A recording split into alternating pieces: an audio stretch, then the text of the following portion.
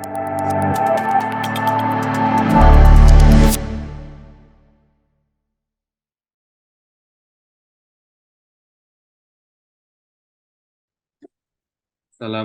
warahmatullahi wabarakatuh. Selamat datang kembali di Misco Academy Channel. Pada kesempatan kali ini kita masih membahas mengenai konsep dasar keselamatan dan kesehatan kerja, di mana video ini merupakan video kedua dari materi tersebut. Dan masih berlanjut bersama Bapak Hirman Karim. Baiklah, mari kita langsung simak saja penjelasan beliau tentang konsep dasar keselamatan dan kesehatan kerja. Silakan Pak Hirman. Oke, terima kasih Pak Asif. Assalamualaikum warahmatullahi wabarakatuh. Yang sekarang materi yang video nomor 2 dari konsep dasar keselamatan dan kesehatan kerja, safety culture, ya, sesuatu yang akan kita capai. Safety bukan hanya aspeknya untuk diri kita, tapi untuk semua orang-orang di sekitar kita. Safety bisa berjalan sempurna kalau dalam bentuk teamwork, dalam bentuk bekerja sama dengan kerabat-kerabat dan teman-teman kita. Basic Concept Safety Program yang akan kita bahas seterusnya. Ini penampilan materi 20 item yang sekarang, yaitu item nomor 3, konsep dasar ketiga, ya, Basic Concept Safety Program. Dalam masalah konsep dasar keselamatan kerja ataupun dalam keselamatan kerja, kita harus berpegang kepada latar belakang, ya, latar belakang dari data-data yang kita dapatkan. Ya, seperti ini kelihatan bagaimana kecelakaan sangat merugikan. Ya, terjadinya kecelakaan akibat tidak mengenali bahaya. Ini konsep dasar K3. Tidak mengenali bahaya, tidak tahu tingkat risiko, tidak ada kontrol yang diterapkan, maka kecelakaan terjadi. Ya, seperti ini, 160 juta pekerja di planet bumi ini menderita penyakit akibat kerja, PAA, penyakit akibat kerja. Sementara itu, jumlah kecelakaan kerja, meninggal, dan cedera berat ditetapkan sekitar 270 juta dalam 1 tahun. Meninggal atau cedera berat. Ini bentuk-bentuk kecelakaan yang dialami dan sudah terjadi. Jadi, don't push your luck too far. Jangan mengharapkan ke nasib saja seterus-menerus untuk selamat. Jangan mengharapkan nasib untuk selamat. Itu maksudnya di sini. Don't push your luck too far. Oke, ini tabel yang kita lihat lagi, ya, untuk menyadarkan kita. Ya, jadi kita belajar dari tabel-tabel yang ada. Ya, misalnya 2019 terjadi 4 kecelakaan di tempat kerja 139.999. Satu aja kurang lagi menjadi 140.000. Di luar tempat kerja 16.987. Lalu lintas 53.665. Ya. Lalu lintas ini juga ada pelatihan khusus defensive driving training yang akan kita laksanakan juga. Oke, dalam kesempatan ini, inilah pada 2020 ini gambarannya yang total kecelakaan 221. 2021 sekitar 234.370. Cenderung naik, ya, dengan jumlah dalam 3 tahun ini 666.899. Jadi hampir 700.000 kasus Oke, dan kalau persentasenya kelihatan di sini di dalam tempat kerja itu 64% kecelakaan tuh. Ya, di luar tempat kerja 8,2%. Lalu lintas 27,2 ya. Jadi berhubungan dengan defensive driving training yang juga kita bisa laksanakan secara khusus pelatihan-pelatihan mengendarai kendaraan di jalan raya. Oke, ini gambaran yang merah ini kelihatan bahwa kasus kecelakaan ini sepertinya tidak turun-turun, malah naik pada 2009, 2010, naik apalagi pada 2012, 2013, 2014. Ini berupa grafik atau data-data yang diungkapkan oleh HSEpedia. Jadi sumber data BPJS dalam Safety Magazine edisi 2018, Desember 2018. Ini misalnya bentuk yang lebih jelas.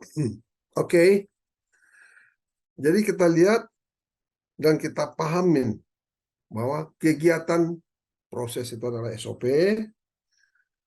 Ada dalam SOP itu standar operating procedure, ada job safety analysis yang harus kita perhatikan, yaitu menganalisa keselamatan dari pekerjaan yang kita lakukan.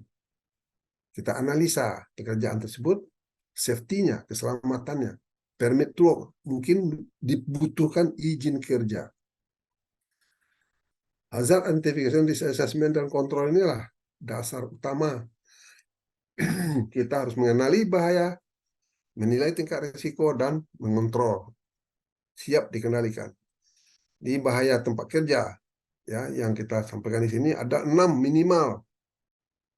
Ya, dengan pertama fisik yang mengancam fisik kita. Fisik kita bisa mata kita, bisa telinga kita, bisa tubuh kita, bisa anggota tubuh kita.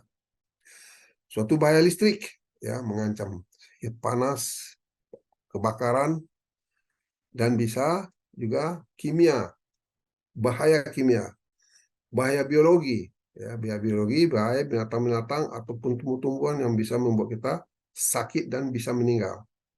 Bahaya ekonomis, ya, ketidaksesuaian lingkungan kerja dengan kita.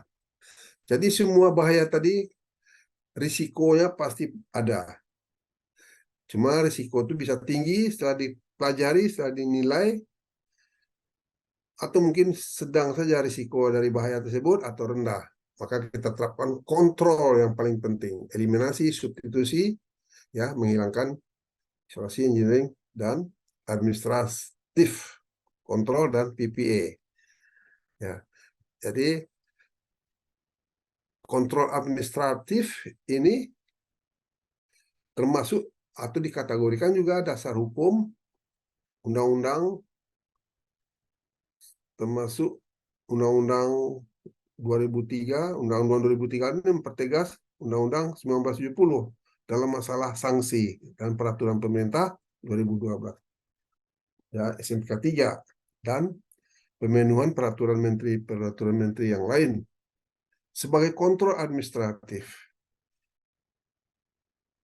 Jadi ada bahaya, ya, ini karena ini konsep dasar keselamatan kesehatan kerja, kita harus sadar betul bahaya ini yang paling harus kita pelajari, kita identify, harus kita kenali terlebih dahulu, ya. Kita nilai tingkat risiko bahaya, apakah high, medium, atau low, tinggi, sedang, atau rendah. Tingkat risiko tersebut kita terapkan kontrol yang sesuai, ya, seperti yang dibilang tadi. Ya, mungkin eliminasi, menghilangkan atau diganti, substitusi. Standarnya, aturannya, alatnya diganti bisa saja, atau diisolasi, dibatasin, atau engineering, direkayasa agar tidak jadi kecelakaan sebagai kontrol. Atau kontrol administrasi, mungkin pengumuman, pemberitahuan, rambu-rambu, dan macam-macam, dan APD, alat pelindung diri yang terakhir, dan ini berupa hierarki. Oke, berikut risk metric. Ini caranya untuk mengetahui tingkat risiko. Ya, tingkat risiko dipahamin Dan ini harus dibahas di P2K3. P2K3 juga akan kita bahas pada berikutnya nanti, ya, lebih terperinci, lebih jelas.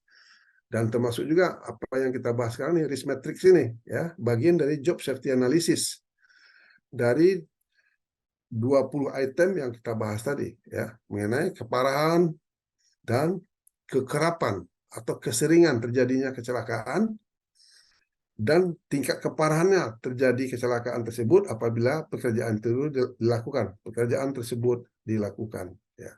Jadi ditetapkan tingkat keparahan dan tingkat keseringan untuk menetapkan tingkat resiko dari bahaya yang kita kenali dari suatu proses kerja. Oke, itulah sebenarnya konsep dasar dari keselamatan kerja. Berikut pertanyaan penting. Konsep dasar, ya, tentang materi yang kita bahas ini, yaitu safety basic concept ini. Yang kelima yaitu accident atau kecelakaan, ya, dalam bentuk apa sebenarnya accident atau kecelakaan itu? Apa dampaknya sebenarnya? Ya, bisa kita lihat di sini. Pertama, kejadian berupa insiden yang tidak direncanakan dan menimbulkan dampak kerugian. Dan itulah yang namanya kecelakaan. Kalau B, bisa berupa cedera terhadap manusia, ya, bisa cedera terhadap manusia, atau bisa juga berupa kerusakan harta benda maupun berhentinya produksi dari sebuah perusahaan atau sebuah proses. Jadi prosesnya tidak jalan lagi gitu, terhenti, itu kerugian. D, atau hasil kerja yang terhambat dan tidak mencapai target produksi. Inilah yang masuk kerugian. Jadi ini adalah perincian dari apa sebenarnya kecelakaan tersebut. Dan E, itu menimbulkan dampak buruk terhadap image perusahaan. Ya, kalau dikaji lebih jauh akan kelihatan. Jadi safety, ya, keselamatan kerja, yaitu berupa bisa terjadi dalam bentuk near miss atau insiden yang tidak ada kerugiannya, tidak ada bentuk kerugian sama sekali, ya, baik cedera manusia tidak ada, kerusakan harta benda tidak ada, terhentinya proses kerja tidak ada, berarti kerja jalan terus, ya. Kalau tidak ada terjadi apa-apa pun dari tiga hal yang disebut, maka itulah yang disebut dengan near miss, ya, atau bahasa Indonesianya nyaris. Cuma jantungan istilahnya, ya, kaget orang mungkin, ya. Sedangkan kerugian yang tiga ini nih, ketiga kategori ini tidak ada. Itu yang dimaksud near miss, ya. Jadi nyaris itu mungkin nyaris lagi, nyaris lagi, nyaris lagi, dan mengharapkan nyaris saja terus terjadi kecelakaan. Ini yang sering terjadi. Jadi nyaris itu juga dilakukan penyelidikan, mencari penyebab kenapa terjadi nyaris tadi. Jadi sama dengan kecelakaan, ya, near miss itu sama dengan kecelakaan. Contohnya seperti ini lagi, ya. Ini kriteria kecelakaan. Kalau lebih lanjut dilihat, ini bahayanya jatuh dari kerja di ketinggian, ya, jatuh. Ini bahayanya, ya, bahayanya jatuh, yaitu bahaya fisik seperti yang kita bahas tadi, yaitu jatuhnya palu. Dan ini berupa kejadiannya, terjadi accident, kecelakaan, ya, ada konsekuensinya, yaitu keparahannya jatuh pas di kepala orang maka menimbulkan kematian. Ya, kalau jatuhnya meleset, ya, itu boleh dibilang nyaris, ya. Tapi penyebabnya sama. Ini penyebabnya harus diselidiki, biarpun nyaris, tapi tetap diberlakukan seperti kecelakaan yang ada kerugiannya. Ya, ya, jadi nyaris ini paling tidak bisa dianggap enteng, itu kesimpulan sama dengan kecelakaan. Sudah itu kalau cuma topinya kebetulan cukup kuat dan rawat medis. Rawat medis mungkin 1 hari atau 2 hari dia di rumah sakit. Kalau P3K berarti dia cukup di obat di kantor, ya, dengan tersedianya P3K. Kerusakan harta benda ini berupa kerugian, ya. Jadi tidak sama lagi dengan nirmis ini kalau kerugian terjadi. Jadi inilah gambaran bagaimana kriteria kecelakaan yang terjadi bagi seorang safety minded profesional. Ini hal-hal yang serius. Sekarang kita lihat kenapa jatuh tadi, ya. Berarti harus dipasang papan, ya. Ini papan ini membatasi. Ini adalah bentuk kontrol, ya. Papan kontrol, ya, harus dipasang untuk menjaga. Jadi ini bentuk isolasi kontrol, ya, sehingga tidak tertendang jatuh, gitu. Ini juga penjelasan lebih jauh mengenai unsafe condition, ya. Ini kondisi yang unsafe untuk alat lifting gears, ya. Mungkin ada yang cacat, tidak diinspeksi, atau tahu sudah ada cacatnya tapi diteruskan saja karena nggak paham dengan risiko bahaya. Ini unsafe, berada di bawah sesuatu yang diangkat, ini adalah unsafe. Jadi ada unsafe act atau unsafe condition yang akan menimbulkan terjadinya kecelakaan, ya. Maka terjadi near miss, meleset, tidak apa-apa, tidak ada kerugian, maka yang berikut ini yang dinamakan accident. Ini memperjelas 4 kondisi yang harus paham kita sebagai orang safety minded profesional. Konsep dasar kinerja ketiga selanjutnya adalah yang nomor 6. Mengetahui performance K3 perusahaan adalah dengan cara mengetahui tingkat keparahan dan tingkat keseringan terjadinya kecelakaan melalui data-data pendukung. Ya, data-data pendukung ini paling menentukan. Misalnya jumlah hari kerja karyawan akumulatif up to date. Misalnya jumlah hari kerja karyawan ini misalnya pada bulan Januari, Februari, Maret sampai Desember, ya, berjalan secara akumulatif. Sudah itu B, jumlah kecelakaan kerja di akumulatif up to date tingkat keseringan, ya. Jadi ini tingkat keseringannya. Jadi berdasarkan jumlah kecelakaan kerja. Taruh dalam 1 bulan itu tidak ada kecelakaan, tapi bulan berikut ada kecelakaan 1 kali. Bulan berikutnya tidak ada sampai akhir tahun tidak ada kecelakaan, berarti tingkat keseringannya 1 kali cuma kecelakaan. C, jumlah kehilangan jam kerja akibat kecelakaan akumulatif up to date. Jadi kehilangan jam kerja sebenarnya lost time accident injury, ini tingkat keparahan. Ini hilang jam kerja. Korban dari kecelakaan itu tidak bisa kerja, ditetapkan oleh dokter Hiperkes. Istirahat di rumah, mungkin 2 hari, mungkin 3 hari. Ya, banyaknya lamanya istirahat di rumah itu menunjukkan tingkat keparahan. Ya, ada kecelakaan 1 kali cuma kecelakaan dalam bulan itu, tapi istirahatnya bisa 30 hari. Ada dalam bulan itu kecelakaan misalnya 3 kali kecelakaan, cuma di total istirahatnya cuma 15 hari. Jadi itu beda dari tingkat keparahan dan tingkat keseringan dari kecelakaan. Dan itulah yang harus diukur. Jadi tingkat keparahan suatu kecelakaan ditetapkan dengan beberapa hari korban tidak bisa kerja, yang ditetapkan oleh dokter Hiperkes atau diistilahkan lost time injury. Yang penting dipahami itu. Berikut, untuk itu harus digambarkan dalam grafik, ya. Misalnya warna hijau dan biru, ya. Januari, Februari, Maret, April, Mei, Juni, ya, direkod semuanya, ya. Jadi tingkat keseringan kecelakaan yang warna hijau lost time accident frequency rate, ya, dari ketahui nih berapa kali kecelakaannya. Jadi Januari berarti terjadi 1 kali kecelakaan mungkin, ya, perkiraannya. Dan Januari, Februari tidak ada, Maret tidak ada. April terjadi lagi kecelakaan, melonjak lagi dia. Naik lagi itu. Jadi keparahannya akan terukur di sini. Tingkat keseringan juga akan terukur. Andai kata sampai akhir tahun Desember tidak ada lagi kecelakaan, maka cenderung grafik ini akan menunjukkan warna biru atau yang hijau ini akan turun terus sampai Desember. Berarti tidak ada lagi kecelakaan. Kenapa dia turun terus? Sebab dari hitung-hitungan tadi, jumlah jam kerja sebagai pembagi ya dari angka-angka tadi.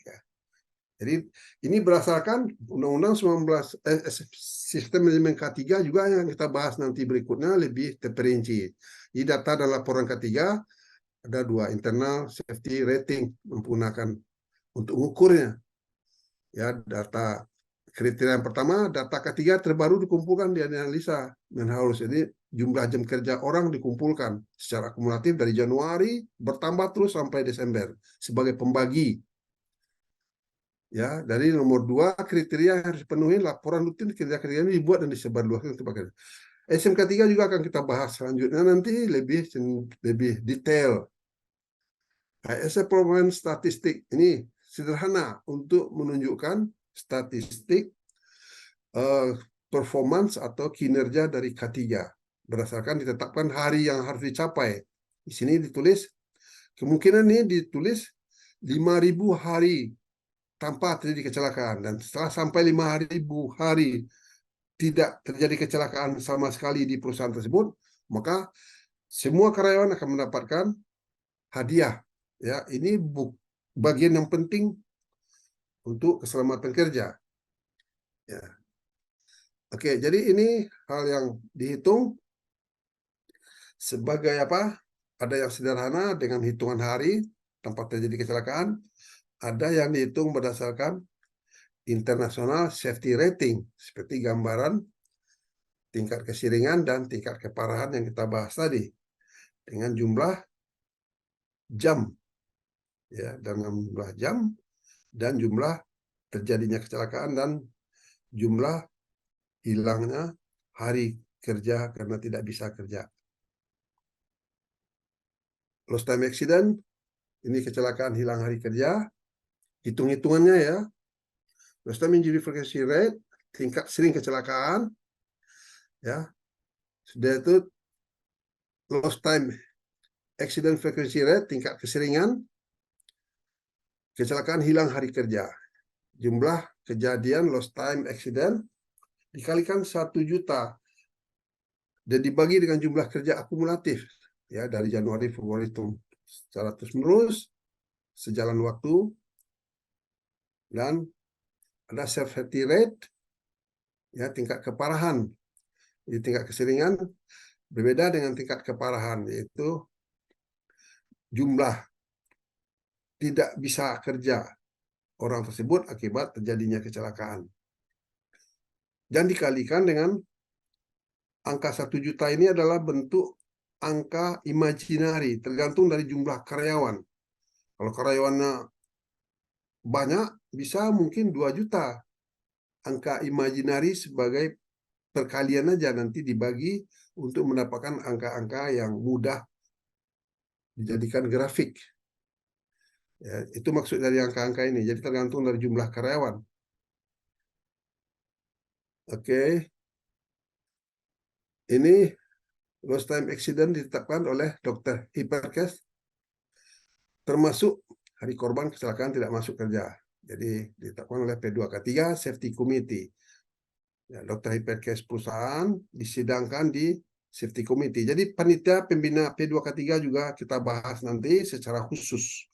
Karena 20 item dari ahli K3 umum ini kita akan perjelas pemahamannya dengan tujuan orang yang mengikuti ini secara terus-menerus akan menjadi profesional, safety minded, ya, safety minded profesional. Di frekuensi rate tingkat keseringan, sedangkan tingkat keparahan adalah konsekuensi rate dari kecelakaan yang terjadi. Ya, kecelakaan ini berdasarkan standar internasional, ya. Hilang hari kerja ini penting juga dipahami. Jadi lost time accident itu kalau terjadi fatal, meninggal, maka 600.000 jam hilang hari kerja. Kecelakaan berat, ya, ini dihitung dalam harian. Ya, kecelakaan berat, lost time accident in days. Sedangkan kecelakaan sedang non lost time accident, klinik Dr. Hipercase yang menetapkan. Ya, ini juga akan kita bahas selanjutnya nanti. Sudah itu kecelakaan ringan, non lost time accident di Freeze Aid ke-3K. Sudah itu cacat permanen lost time accident, ya. Ini permanen, misalnya meninggal atau apapun ya, atau disable total, tidak bisa bekerja lagi, misalnya matanya buta, ya, atau lumpuh, tidak bisa bekerja lagi, tetap diperlakukan hilang hari kerja 6.000, sama dengan kecelakaan parah. Jadi yang fatal dengan kecelakaan parah, yang meninggal dengan kecelakaan parah itu 6.000 jam hilang hari kerja. Dijadikan standar ini. Kehilangan 2 mata, tetap 2 mata hilang, 6.000 jam kerja hilang. Kalau tangan tidak berfungsi sampai atas siku 4.500 hari dianggap hilang hari kerja. Tangan sampai antara pegangan dan siku 3.600 hari kehilangan kerja. Sedatu empu jari 300 hari dan jari tunjuk. Oke, selanjutnya juga kita pahamin bahwa akan mendapatkan ganti rugi dari BPJS sesuai dengan cacat bagi orang yang bagi orang yang mendapatkan korban, menjadi korban kecelakaan. Apapun meninggal dapat penggantian dari BPJS, tapi tentu bukan untuk dia lagi karena dia udah dikubur, cuma untuk ahli waris keluarga. Oke, saya rasa itu cukup untuk kita bahas mengenai materi ini. Terima kasih atas perhatiannya. Kita tunggu video berikut memperjelas mengenai persyaratan konsep dasar keselamatan dan kesehatan kerja ini. Terima kasih Mas Asif. Baik, baik Pak Herman. Oke, mungkin itu yang dapat kami sampaikan ya untuk materi konsep dasar keselamatan dan kesehatan kerja. Nanti akan kita lanjutkan kembali di video yang lain, video sambungan dari materi ini, video yang ketiga. Baiklah, terima kasih atas perhatiannya. Sampai jumpa di video-video selanjutnya. Terima kasih.